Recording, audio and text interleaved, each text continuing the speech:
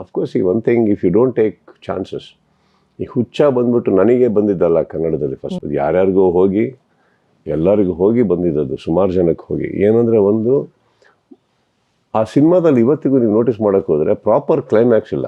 ಅಂದರೆ you don't know actually a proper conclusion, but personality character ಗೆದ್ದಿದ್ದಾರೆ. But ತಲೆ ಬೋಳಿಸ್ಕೊಬೇಕು, ಗ್ಲಾಮರ್ ಇಲ್ಲ, ತುಂಬ ಹಿಂಗೆಲ್ಲ ಇರಬೇಕು ಅಂದಾಗ ಏನಾಯ್ತು ಅವತ್ತಿನ ಇದರೊಳಗೆ ಯಾರ್ಯಾರು ಹೆಸರು ಮಾಡಿದ್ರು, ದೊಡ್ಡ ದೊಡ್ಡ ಸ್ಟಾರ್ಸ್ ಯಾರಿದ್ರು, ಕೆಲವ್ರಿಗೆ ಹೋದಾಗ ಅವರಿಗೆ 4-5 ಸಿನಿಮಾ ಬುಕ್ ಮಾಡ್ಯಾರೆ, ತುಂಬ ಸಿನಿಮಾಗಳು. ಸೊ ತಲೆ ಬೋಳಿಸ್ಕೊಂಡ್ರೆ ಆಗಲ್ಲ. ಇನ್ನು ಕೆಲವರು ಪ್ರೊಡ್ಯೂಸರ್ಸ್ ಎಲ್ಲ ದೇ ವಾಂಟೆಡ್ ಇಟ್ ಶೇವ್ಡ್, ಅಂದರೆ ನಾನು ವಿಗ್ ಹಾಕ್ತೀನಿ, ಕೂದಲು ತೆಗ್ದಂಗೆ ಅಂದರೆ ವರ್ಕ್ ಆಗಲ್ಲ, ಬೇಡ, ಅದು ಮಾಡಿದ್ರೆ ಹಾಗೆ ಮಾಡಬೇಕು, ಇಲ್ಲ ಬೇಡ ಅಂತ ಓಡಾಡಿ ಎಲ್ಲ ಕಡೆ ಓಡಾಡಿ ನನ್ನ ಭಾಗಕ್ಕೆ ಬಂದಿದ್ದದು. ಅದು ನನ್ನ ಹತ್ರ ಬಂದಾಗ ಐ ವಾಸ್ ರೆಡಿ ಟು, ಹೇಳಿದ್ನಲ್ಲ, ಕೆರಿಯರೇ ಇರಲಿಲ್ಲ, ಕೂದಲು ಹಿಡ್ಕೊಂಡು ಏನು ಮಾಡಲಿ, ನಾನು ರೆಡಿ ಇದ್ದೆ ಶೇವ್ ಮಾಡ್ಕೊಂಡು ಮಾಡೋಕ್ಕೆ.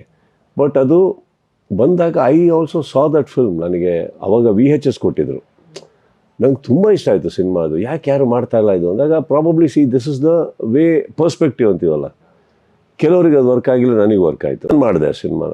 ಸೊ ಅದರಲ್ಲೂ ತೊಗೊಂಡಿದ್ದು ಧೈರ್ಯನೇ. ಸ್ಪರ್ಶ ಅಂತ ಸಿನಿಮಾ ಮಾಡಿದ್ದೀವಿ, see everybody wants to look good ಅಲ್ಲ, ಜಾಕೆಟ್ ಹಾಕಿ ಗ್ಲಾಮರಸ್ ಆಗಿ ಕಾಣಿಸ್ಬೇಕು ಅನ್ನೋ ಟೈಮಲ್ಲಿ I said no problem, I will do it.